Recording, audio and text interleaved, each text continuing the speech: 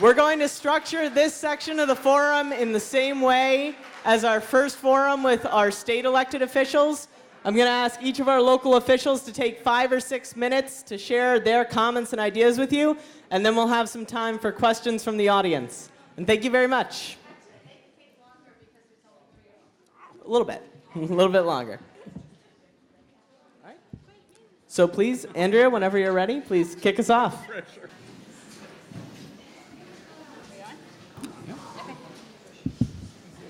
Good morning. So my name's Andrea Harrington. I am the district attorney for Berkshire County, and thank you.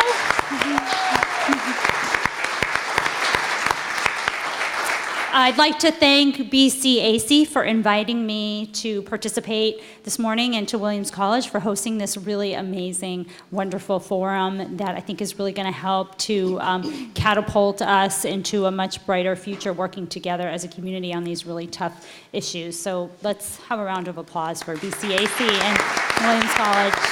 Thank you.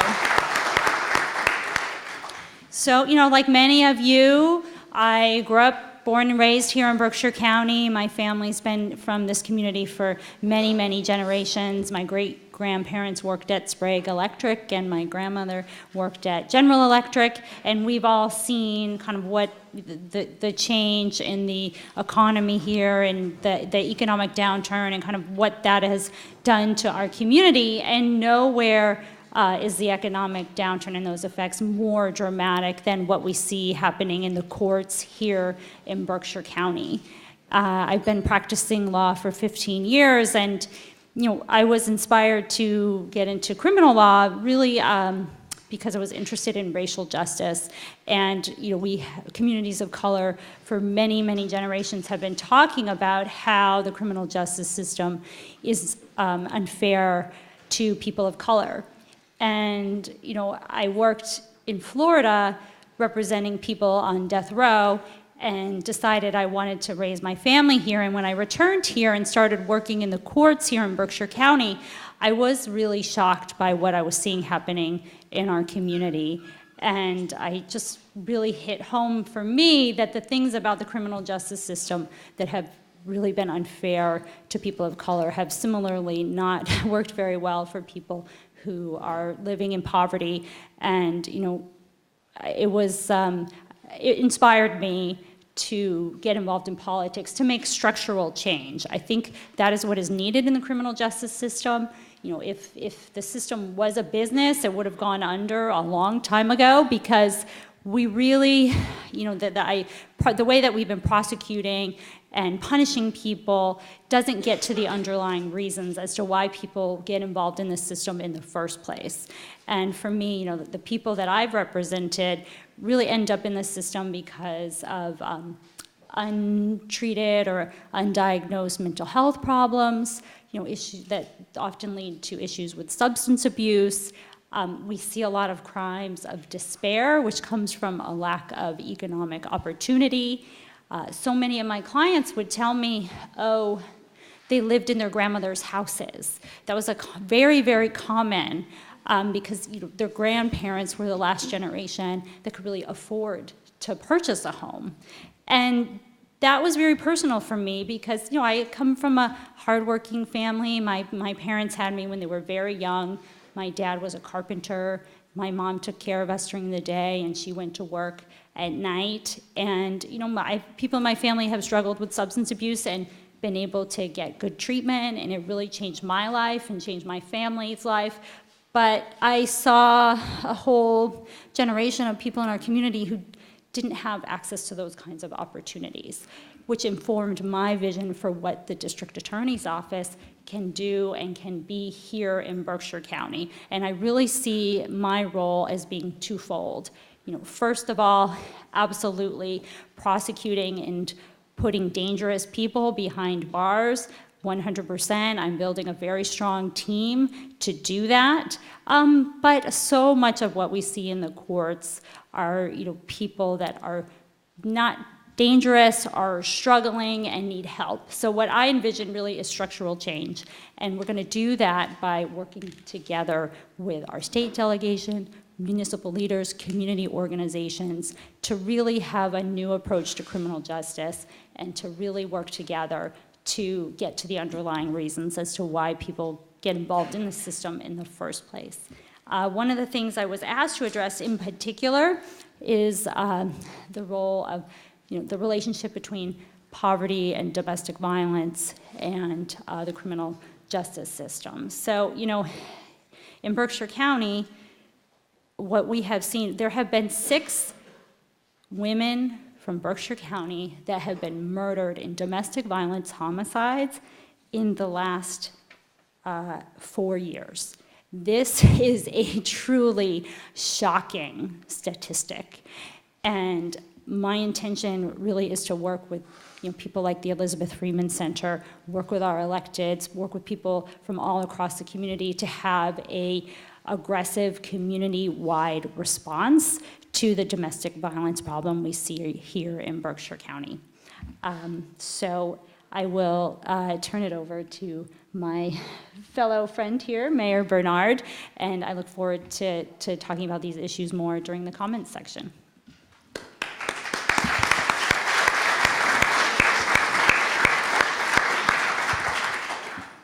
Thanks very much. Like the district attorney, I was born and raised in North Adams in the northern Berkshires.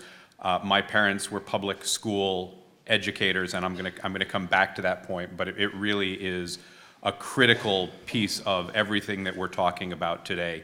Education doesn't appear on our priority list, but it has been a common theme. We heard it in the first presentation. It was a consistent message among our state delegation, and it's a critical point of how we address what Senator Hines and others have noted is a structural and a systemic problem. But before I get to there, I want to start with a different point. It's cold this morning. It's extremely cold. Really, kind of the first snap of this new year.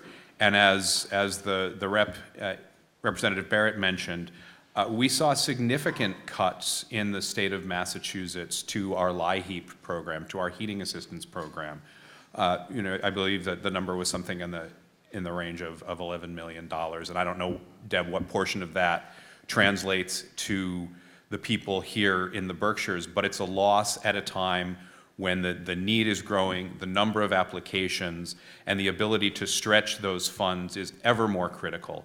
When the Eagle reported that article back in December, heating oil was sitting at something around $2.81 a gallon, and it's at the time, or that time last year, in December of 17, it was up around $3.12, so that's 32 cents. So more people, increased costs, fewer resources, and that forces people to make tough and critical decisions, because when you don't have access to these programs, whether it's LIHEAP or any other assistance program, you're forced to make those tough choices: food or heat, transportation or work, and that's the trap that so many people find themselves in. So when we look at the booklet that everybody got, the thing that really gives me hope is those last couple pages where we see this incredible, and I would say probably incomplete and always growing list of agencies. And I know that there are people and practitioners in the room today who represent a number of these. There are others who are standing shoulder to shoulder with us in this fight. And that's one of the things that gives us a cause for hope. We have a great network. We have a great team of partners and collaborators that we work together with. What's hard about that is for the person who needs that service, those services, that list might not be easily accessible. That list might be daunting to them. Knowing which door to go into to start a conversation and to be directed where you need to go to meet the need you have might be confusing. It might be very hard, particularly when we then look and compare that against this list and realize that this is the foundation of an intersectional list of needs and priorities. So the person, the family who is who needs workforce development services in order to get a job, to build a career, to get started, may not be able to compete for that because the transportation system is not in a position to allow them to do that right now. The ability to have access to affordable childcare may prevent them from being able to work because they don't have someone to care for their children. They may be in recovery. They may not have access to good housing. So these things all work together. So how we work together to coordinate and collaborate these efforts becomes ever more critical. And that takes me back to where I started and to our school system and to the 2 minutes I have left. Thank you, Jeff. And these needs translate into our students and into our youngest and most vulnerable population, those who are coming in hungry, those who are coming in on a cold day without a winter coat, who may have been coming from a home where there wasn't heat when the cold snap comes in. And all of these things affect learning readiness. It affects their preparation, their ability to be present, to learn, to succeed, and to develop. And then what that also does is it puts a burden on our educators. It puts a burden on our educators to be food service providers, trauma specialists, clinicians. And these are great people. I would put the North Adams educators toe-to-toe with any in the Commonwealth of Massachusetts and know that they are competitive and they are leaders. But we're also asking a lot of them. And asking a lot of them with the best intentions in the world, but not necessarily enough training. And so I tout the collaboration we have, but I also know that it is precarious because of the risks we face from things like the government shutdown and what that means down the line for our meal programs and our abilities to really meet the needs and to serve our most vulnerable populations, who are the ones that we have to secure the future for. And so I say the call to action and the charge is we have to get collaboration right. And the thing is, in the Berkshires, among those of us here, among those of us who are allies, we do it, and we will continue to do it.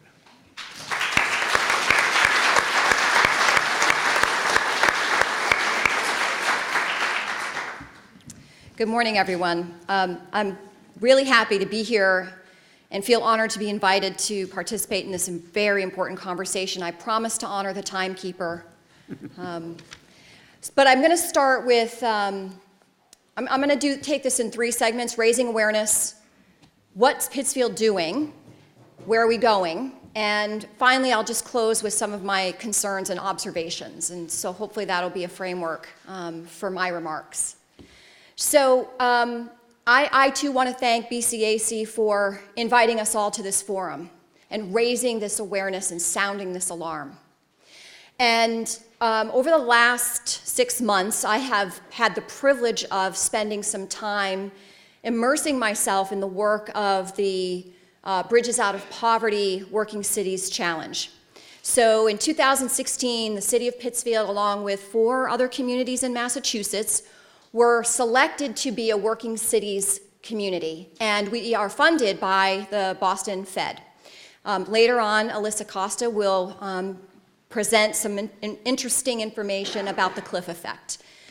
But also what they have been doing is providing opportunities for the rest of us to get ourselves familiar with what it means to be impoverished. And this has been a truly enlightening experience for me. We recently had the city's entire senior management team spend 2 full days with nationally recognized trainers to introduce us to these models of bridges out of poverty. And I want to just tell you the thing that has stayed with me since beginning this work with Bridges Out of Poverty is the distinction between the way that essentially the three economic classes live. How we have all the same concept of time, but we live time differently. We all have financial resources, we all have money to obviously varying degrees, but we think about it differently and act on it differently. And this has been a profound, eye-opening lesson for me, and I'm extremely grateful for it because it will evolve the way I think about the role of local government in the lives of every person. And we tend to be a little bit rigid in government. We're kind of a bureaucracy. We get stuck in our ways. And having this this training, this Bridges Out of Poverty training, has really forced me to think about how can we do things differently to be more responsive to the people in our city that struggle. And as has been noted, this is an entrenched problem that has been with us for decades. And if we don't look at ways to do this differently, we're just going to continue to have the same result where our brothers and sisters are struggling. So I'm really hopeful that your organizations and business leaders in our community will take advantage of BCAC and Bridges Out of Poverty to bring this kind of training right where your feet are, because that's where we can make the most difference. So what's Pittsfield doing? What are we doing as a local government to support people who are in poverty? So Pittsfield is an entitlement company. We are a city, not a company. Not at all a company.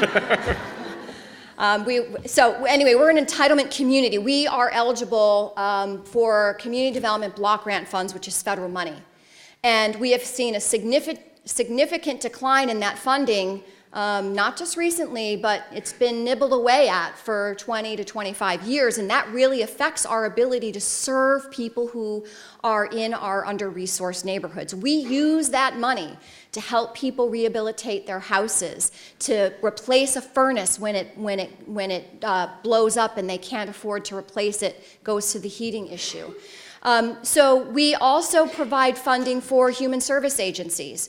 One of the things that we care about in the city of Pittsfield is making sure that the agencies that are service providers and resources for people in poverty have some small amount of investment of city dollars. It's not a lot of money, but we want to be your partner, and we do that by putting our money behind you. We are working on housing initiatives, and we'll be making some announcements on that. Aside from our block grant housing rehabilitation program, we're going to be launching a housing initiative with some state partners and local lenders that will give people more resources to repair their roofs, replace their windows, fix their porch, and also to give people opportunities for home ownership, which is bringing people up, lifting everyone up. And of course, we're working on our economic future. We're going to have 300 new jobs in the city of Pittsfield. This is an opportunity for people to find employment, and we look forward to welcoming Wayfair and the opportunities that they're bringing to our community. So those are some of the things that Pittsfield's doing, and I'm happy to elaborate on that more when we get to the Q&A. I want to just close on some things that concern me and things that I've observed. It often feels like, especially lately, that the federal government is not with us. But we are really lucky in the Commonwealth of Massachusetts to have Congressman Neal, Senator Warren, and Senator Markey, and others representing us. They do believe in us, and they do believe in the principles of everyone ought to have access to opportunity and prosperity. So they do stand with us. The block grant funding is a key piece of this. They have advocated for our communities every single year during federal budget planning. The shutdown, Mayor Bernard has talked about the cuts to the heating programs. We're very concerned about how the shutdown is going to affect our ability to provide free breakfast and lunch for every single child in the Pittsfield Public Schools. We're doing it now, and we have to keep doing it, and the shutdown is threatening that. Workforce training. I have been privileged to be appointed to the Mass Higher State Workforce Board. I plan to be part of the team of people that will build policies to address some of these issues. Pittsfield's unemployment rate is only 3.6%. It's fairly low. People are working, but they're still poor. And if we don't have workforce training programs so they can advance their skills and have access to higher earning power, we aren't doing our jobs. And I really want to take this message to the Mass Higher State Workforce Board. Housing initiatives are key to making sure our neighborhoods are stabilized. When I look at this list of things, order of importance, there's an interesting intersection that I want to mention to you today. Every one of those things matters to people in poverty. They struggle with it all the time. Every one of those things also matters to our business leaders. They struggle with getting employees to their places of work. They want their employees to have access to housing. Recruitment is challenged when our communities don't have adequate housing. So how do we soften our business leaders around these efforts and join our advocacy?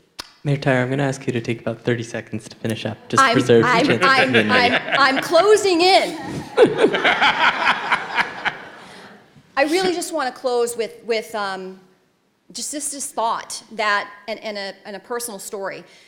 Poverty does a lot of damage, and we see it all around us. And the thing that hurts my heart the most, though, is that it steals people's joy.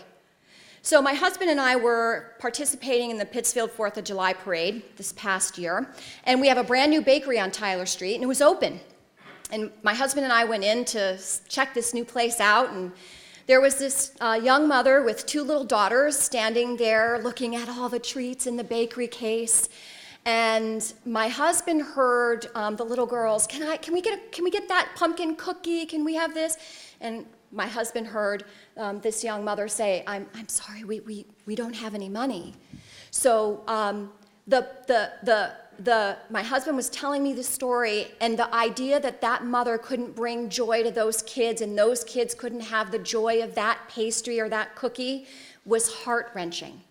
I found out afterwards that my husband quietly purchased treats for those little girls. So I love him dearly for having the kind of conscience and heart to do that sort of thing, but it steals joy. So we've got to do better for the people of our cities. Thank you, Mayor Tyer. I want to thank our public elected officials for coming to share their ideas and what they're working on. I now want to open this up to the audience for questions. I do want to say if you have a question for a particular elected official, please address it to that official. If it's open, please just pose the question. And I do want to encourage our students who are here today from Williams also to share your questions. Your voices are really valued here. So questions from the audience.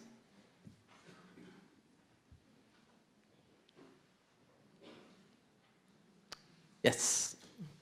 I'm going to sneak back this way. I guess we answered all the questions. So I personally just want to say a personal congratulations to DA Harrington, congratulations. But my statement really is rather for our city's mayors. So I want to thank you guys for recognizing the importance of senior centers in your communities. I'm willing to bet that most people in the audience truly don't understand what senior centers do. We're not just social programming places to gather. Your senior center directors and senior center staffs, as well as several others in Berkshire County, are addressing every one of these issues. So through your direct support, you are attacking these challenges. But I feel like there needs to be more in Berkshire County to help our neighboring communities who don't have the population base to support the municipally funded senior center directors and staff and social workers to create similar programming, put pressure on the senior centers who are able to provide that funding to extend a hand to our neighbors to do more regionalized senior center development and services.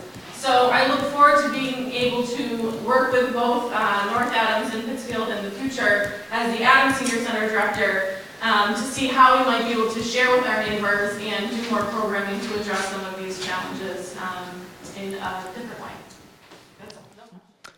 Thanks. I want to applaud you for your projection skills. I'm officially jealous. Mayor Tyer, Bernard, would either of you like to respond briefly? I do want to respond, and I want to really thank both Vin and you for mentioning the plight of our seniors, because it's easy to be heartfelt for parents and children in poverty, and seniors are experiencing some struggles of their own. And this idea of regionalizing senior center services is very interesting. The funding component of it is going to be critical, and unless we see either the individual communities providing additional funding for senior services or some sort of a state mechanism, we've got a great, beautiful senior center in the city of Pittsfield that provides a lot of resources, and it really is an opportunity maybe to share with our neighbors. We can't do it by ourselves, though. Funding is going to be key to that. Yeah, I would agree with that, and thanks for bringing that point up, Eric. I appreciate it. We also have a great senior center in North Adams, and in fact, that's one of the reasons that previously the previous administration made a decision to use CDBG money to help update and modernize and do some infrastructure work at the senior center to continue making sure that it's a solid center for the community. I also want to just acknowledge something that Representative Farley-Bouvier talked about, which is the age-friendly movement. And one of the things that the North Adams Senior Center organized back in the fall was a really good conversation with Age Friendly about the sort of senior virtual village idea. So it's not a true collaboration. It doesn't come with funding, but it's that grassroots peer-to-peer networking piece of building connections and programming and advocacy among seniors that's as critical, I think, in building that network and helping to bring those communities in where they're not fully served. Very briefly, please. I'm not going to be left out, Erica. So the district attorney's office is part of the Triad program. I think there's a really important role for my office to play in protecting vulnerable seniors, both from kinds of financial crimes, but also, we have seniors who are being taken advantage of, seniors that are abused. So we really want to work to get into every part of the community to help to protect our seniors. So I look forward to working with you on that. Thank you very much. All other questions for the audience?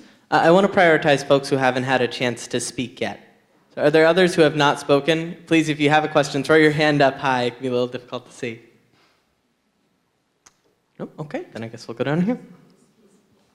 This is very quick. And looking through the list, I noticed the absence of the visiting nurses and Berkshire elder something or other. There's an entire organization for elder services. So you might notice how your thoughts tie in with these and exactly, particularly the Berkshire Elder Services liaisons with the centers, etc. Thank you. Other questions? Oh, back here. Let me get you on the mic just because it'll get in the recording. This might be, I have to go like this. So I'm Chris McBeth, and I'm the president and CEO for the Breen Center. And I identify myself only for the purpose of talking about workforce and workforce development, because I can tell you for me right now, is a leader of a non-for-profit organization in Berkshire County, my biggest challenge is around workforce and workforce development. And I recognize that there's a lot being done within the county, but for us even, it's a statewide issue, because what I can pay people is dependent upon what I get reimbursed by my state contracts and third-party payment, which is primarily Mass Health. All right, we compete with all of the state agencies locally, so therefore it makes us, we're very challenged to continue to sustain our programs and services and meet the ever-increasing need for those living with mental illness and addiction. So I just want to make that comment. Thank you. Can I just ask you a quick question about that, Chris, if I may? So when you say you're competing, do you mean that you're competing and that your contracts are reimbursed at a lower rate than other parts of our state? What I'm stating is that we compete with state agencies because of the salaries and benefits that state agencies can provide, Yeah. and I applaud them for that. Yeah. I mean, DCF, if they were here, they had to leave, would tell you that clinicians get trained at the Breen Center because we provide really good supervision and support and training, and then they go to work for DCF. So my point being Yeah. is that they're able to, benefits all the way around are much better. And I know my challenges are really I don't think they're a whole lot different than other nonprofit providers in Berkshire County. Thank you for that. Yeah. Thank you. Other questions or comments in the audience? Throw your hands up high, guys. All right. I just want to underscore the census of 2020 and that Governor Baker has proposed, because of family and everything else, that we get $12 per senior by 2020. And that's continually risen in the last 5 years. And so it's very critical that we count all of our citizens, because what we will be losing or gaining will depend on our support through the census, because when we get that appropriation, it'll be very important. So the formula grant is extremely important. We get it every year, and it goes a long way to help what's happening in our senior centers and our senior population. So please support the census. So let me ask our elected officials, would any of you like to briefly speak to what you're doing in terms of the 2020 census? So I'm going to be part of a planning session coming up in the next couple of weeks, so that our city officials who will be partnering with federal census takers will be prepared to be as helpful and encouraging around completing the census. I'm really glad it keeps getting raised, because it is only done every 10 years. This is the federal census, not that local annual census that you get that really only keeps you as a registered voter. This is the federal census. So we've got to encourage everyone. And there's reasons why people don't want to fill out the census. They have anxieties about things, and they feel the federal census may be opening them up to some sort of examination or interrogation. We've got to reassure people that that's not what's happening, that by answering the census, they're helping their community with federal funding and programs for their families. So this is a really important message that some of the nonprofits might want to take back to the people that you serve. Thank you. And I would say we're in much the same position. One of the things that I know that the outgoing city clerk in North Adams and the new clerk are focused on is getting ready for and getting the census right. And again, we'll be doing our planning conversations around that. Well, thank you both for your proactivity on this issue. Other questions or comments from the audience? Yes, around there. Oh, tripping over my own feet.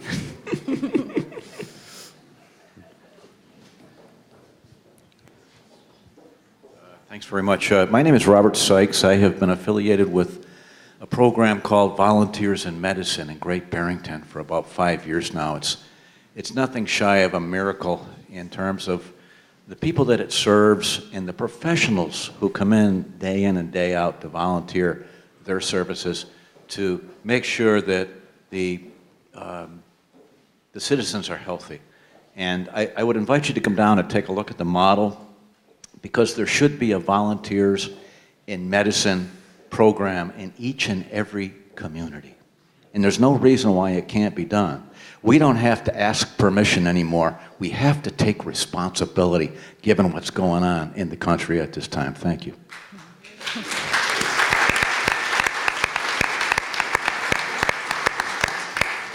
Thank you. Would any of you like to respond, or? Volunteers in Medicine is a wonderful model for our community, because we do have a lot of really talented people here in Berkshire County, particularly people who maybe come to retire, and it's a great way to take advantage of those skill sets and to make them available to people throughout the community. I have visited Volunteers in Medicine, and I think that they could really play an important role in my plans to divert people from the criminal justice system, because what we see people who need health care, really. And so, that's the kind of model that I would like to see happening throughout the county, and I would definitely like to be taking advantage of that kind of program. Robert, I'll just say I'd love to connect with you after the panel. Thank you. And I think we maybe have time for one more brief comment or question. So I hand up over there first. So I'm going to swing back over here.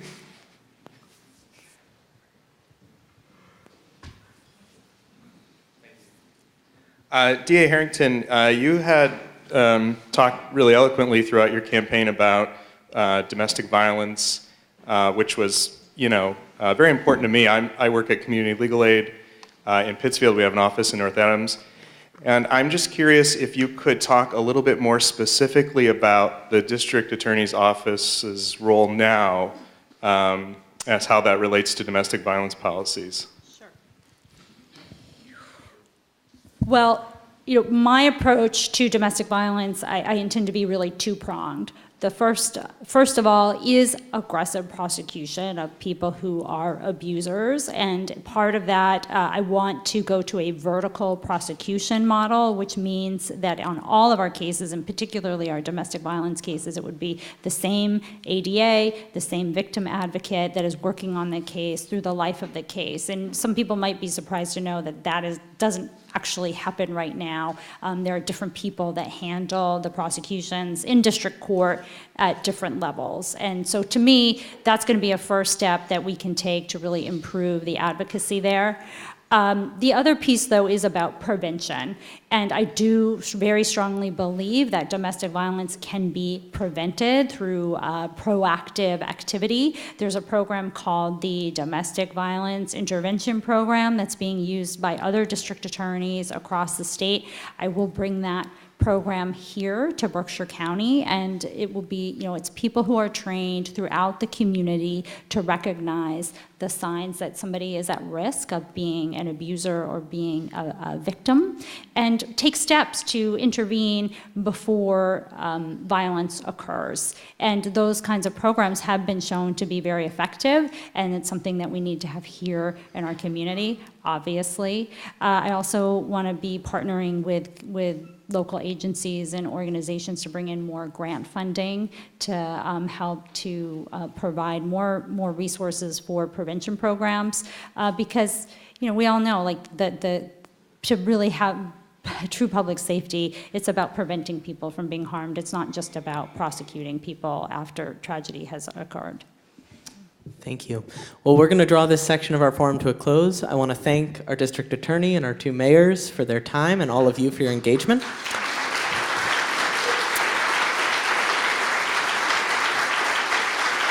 And finally, I'd like to encourage all of you to keep the conversations going. Please don't feel like this is a once in a year or, God forbid, a once in a lifetime opportunity. Go to your local officials' offices, speak with them, bring your priorities forward. Now I want to invite Alisa Costa up to the stage, Director of Working Cities Pittsfield, to speak with us about the cliff effect. Thank you very much.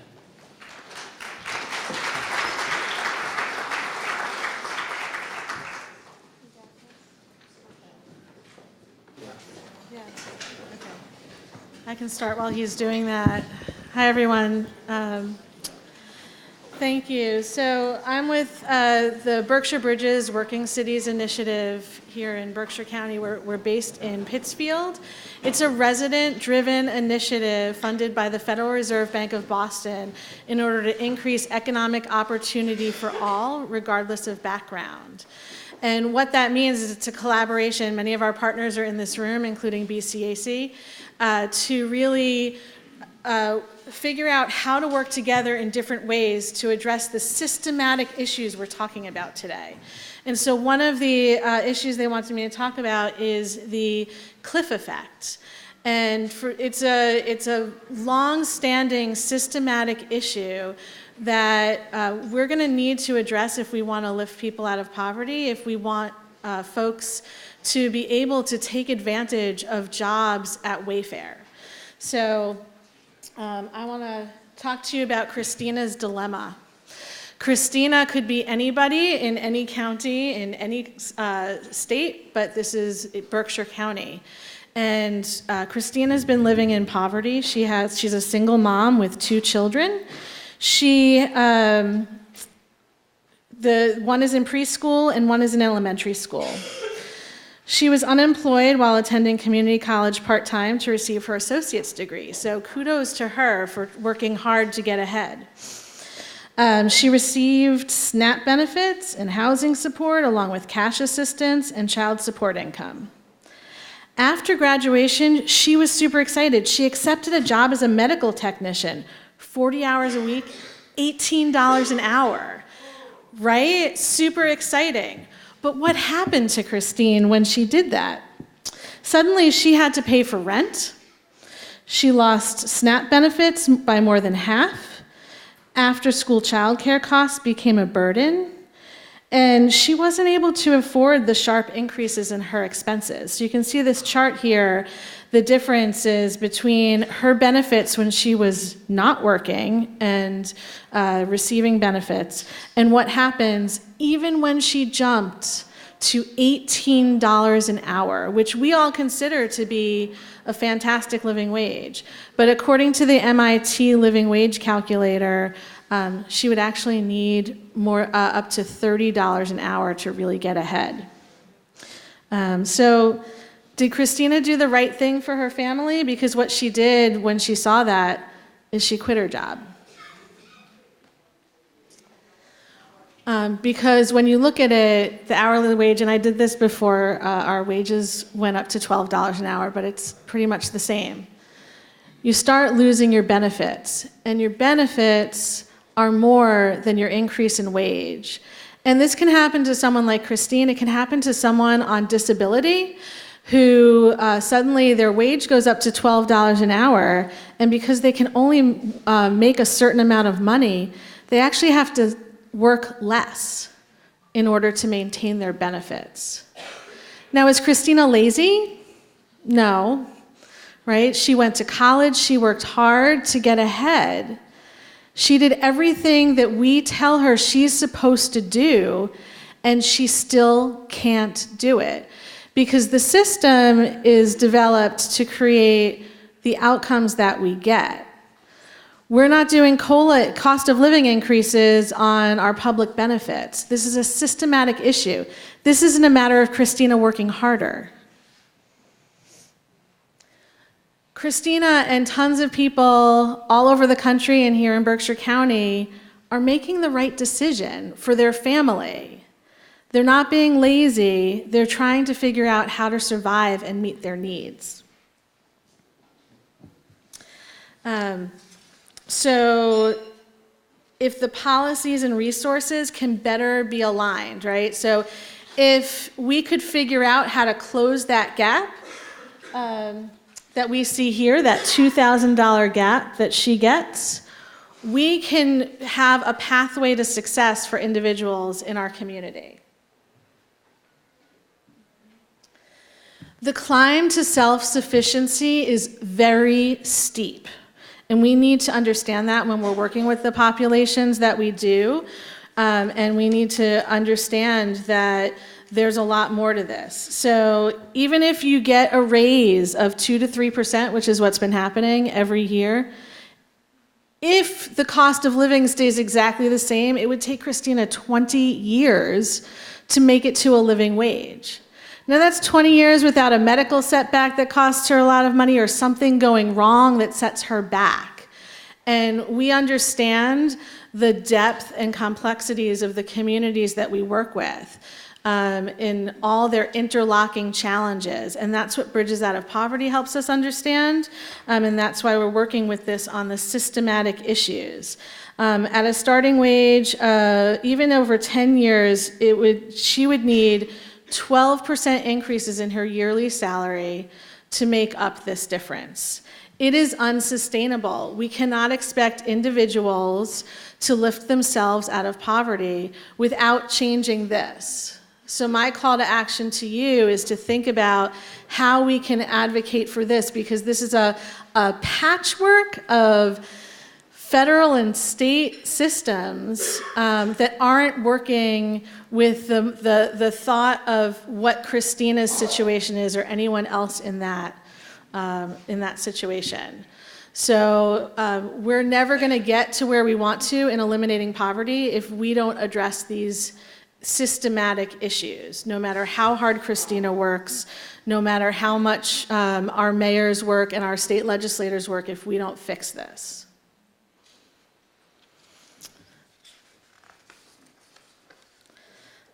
So with that, Berkshire Bridges right now has funding for Pittsfield, and so we're doing our Bridges Out of Poverty work to understand how we can shift the way we do our work in order to address systematic issues. They're not just public policy issues, they're policies within our agencies, within every system that can sometimes work against what Christina and others like her are trying to achieve. So we need to keep looking both internally and externally about how we do our work. So I encourage you you can reach out to me.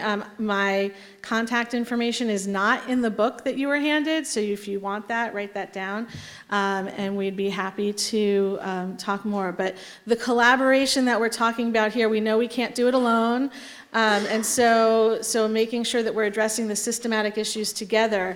You know, there were 200 people here today, so your voice really does matter, and we have people in power now in Congress that can start making noise about this. So, thank you.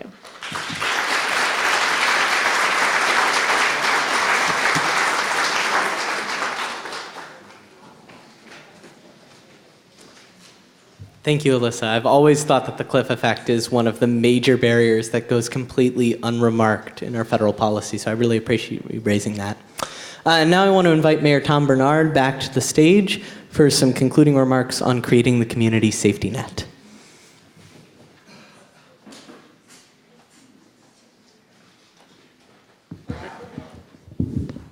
Thanks. And while we're getting the slides up, I'll get started because I know time is tight. I'm so honored and privileged to have the opportunity to share this with you. And my remarks are really a summation of what we do together to build community. And I'm going to talk a little bit about some of the good things that are happening in the Northern Berkshires and then some of the challenges. And I'm going to close out with a conversation about what I call the math of community building. Why it's important and what it means for the work that we all do together. So we've all heard that great things are happening in the Berkshires and in the Northern Berkshires in particular. The creative economy is a driver, brings 250,000 annual visitors to North Adams, generates $51 million in economic impact, and has catalyzed dozens of projects, including the NORAD Mill, the Tourists Resort, Greylock Works. And it's part of what's happening in the economy of the Berkshires that includes the Berkshire Innovation Center and the great news about Wayfair in Pittsfield. These things are bringing in jobs. They're adding to the employment opportunities that are here in manufacturing and other sectors. These are all good things, but we need to keep them all in perspective because we know the benefits aren't equally felt. We all see it in the work that we do every day, and we know that the economy can't be defined just by those who visit and those who invest. We know that there are real struggles. We heard about them today, about the idea of the way that poverty steals joy, and the things that people are living with every day. So we have to recognize that poverty, the employment rate and the unemployment rate, the fact that we are an aging community, the challenges around educational attainment, the challenge of diversity and the fact that in North Adams we are 92.5% white, in a country that is changing, in a place where in rural areas growth is really being defined and driven by immigration. We're not talking enough about these issues, and the issue of addiction and the opioid epidemic. None of these are new issues, but they speak to the need for services as well as to the tradition of service that BCAC and all our partner agencies provide. So again, now I want to talk about how we address these challenges with what I call the math of community building. Yes, I did. And so now let me give you the formula. Given n nodes, if every node is connected to every other node except itself, the number of connections will be n times n minus 1 divided by 2. Yeah. Let me break that down for you a little bit. Think about the dot, the 1 point, the single incident. Pay attention to this point because I'm going to come back to it and I'm going to tell you why everything I'm about to tell you is wrong. But when you start with 1 point, you have no connections. But 2 points make a line. 3 points make a triangle with 3 connections. 4 points, you get 6 connections. So we can see that there's a clear network starting to form. When you get up to 10 points, 45 connections. At 20 points, you don't just have a network, you have a safety net, you have a web of connections. Now that's nice in theory, but what does it mean in practical terms? I've given this talk before, and the first time I did it was with the Northern Berkshire United Way, which happens to have 20 member agencies, of which one of them is BCAC. So that's what that network looks like when you apply real, practical people and organizations to it. But now I want to take it one step further. The seating capacity of Brooks Rogers is 250 people, and we were pretty close to full at the beginning. So, using this formula, 250 people generates 31,125 connections. That's the way that we're all connected. How the work we do is strengthened when we come together and we work together. It's over 30,000 ways to make a difference in this problem that we're solving. It may seem intractable, but there's over 31,000 solutions that we're going to work on together. That's daunting, but it's also inspiring, because we know our work is amplified when we have good colleagues and good partners to share it with. But here's the thing, a formula is only a thought experiment. The network is real, and it's vital, and it's critical. The work is much more personal than that. It's based on personal connections, shared investment, compassion, and dedication. It's the dedication to fighting for our community every day, to bringing people to the table, to being the voice for the voiceless and creating space for the voiceless to make their voices heard. It's being tireless and persistent when you hear no, or not now, or not as much as you need or you asked for. And it's what helps us to have people to fight alongside, to celebrate with, and to commiserate with. That's the essence of the work we do. And every point in the network is built on that one-on-one connection. Individual stories, one person reaching out, one person providing service, one person making a decision to join us in our shared work. But here's where the formula breaks down. The notion that a single point is unconnected is mathematically true. But the reality could not be further from the truth, and we all know this. And for those of you who are from the Northern Berkshires, I'm about to prove it with a story. For all of those of you who don't know the person I'm about to talk about, I invite you to think of the people that you know who work in agencies, who work in the community, who are volunteers, who are unsung heroes, who are champions, because the person I'm talking about is an exemplar of every one of them. So I want to tell you about a guy named Al Nelson. Al passed away last year, but his life was all about connection, from his military service to his leadership in local media to his work as the head of the Northern Berkshire United Way. It was about inspiring people and making them more connected.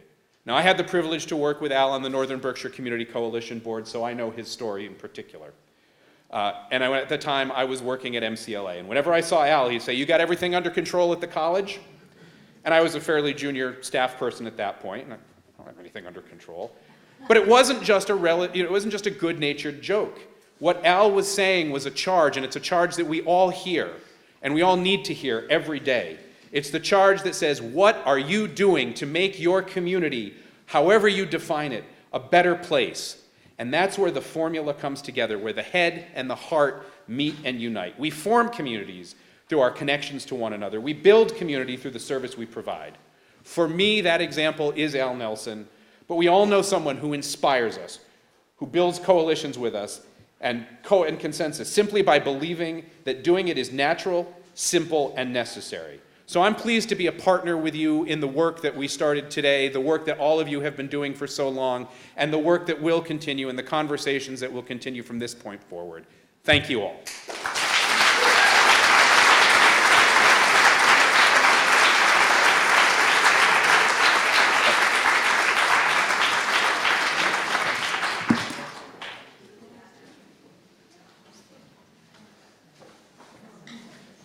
Thank you, Mayor Bernard. That was awesome. I'm just going to say it. Now I'd like to invite Deb Leonczyk back to the stage to close us out with a call to action. Thank you all for your participation and being with us today.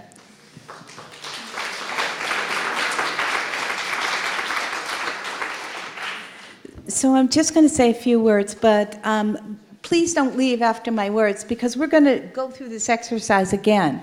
What I'm really hoping to see is if your opinion about the 8 or the top 5 priorities has changed after you've heard our local panels. As you've just heard, there's a significant amount of work being done on all fronts to combat poverty in our county. But as you've also heard, there's still so much work left to be done. This beautiful county's strength is centered in its commitment to community and its ability to work together to solve problems. Now, personally, in my 30-something years of working in nonprofits, I've worked in 7 different counties in 3 different states, and I've never seen anything quite like Berkshire County. But true collaboration requires so much more than merely working together. It really requires a conscious effort to break down the barriers that keep us in our silos and focused on our individual interventions. So let's expand what we already do so well. Let's expand and strengthen our collaborations and make that commitment today.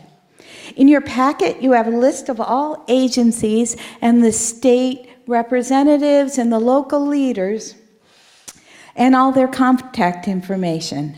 Our challenge to you is to find an agency or a delegate or a local leader that you want to work together to accomplish an objective and that you haven't worked with before.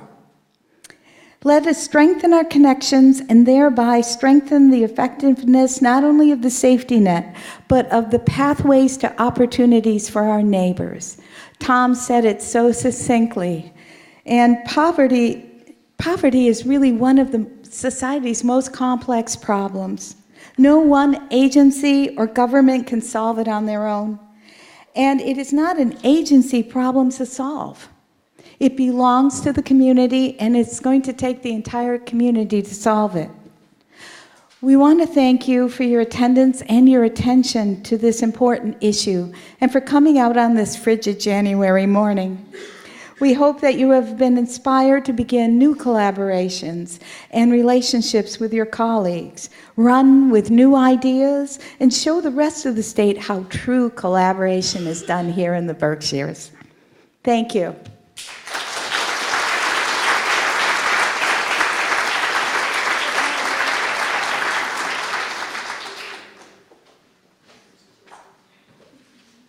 So just as a final little piece, you see the final poll reflected here. So before you leave, just take a moment to, once again, in light of all the wonderful information that you heard this morning, we're really blessed here in Berkshire County to have the engagement of our legislative delegation and our elected officials. So go ahead and answer this question. We'll put the results on our Facebook page and on our web page, so and you'll be able to access that. So thank you again and have a good day.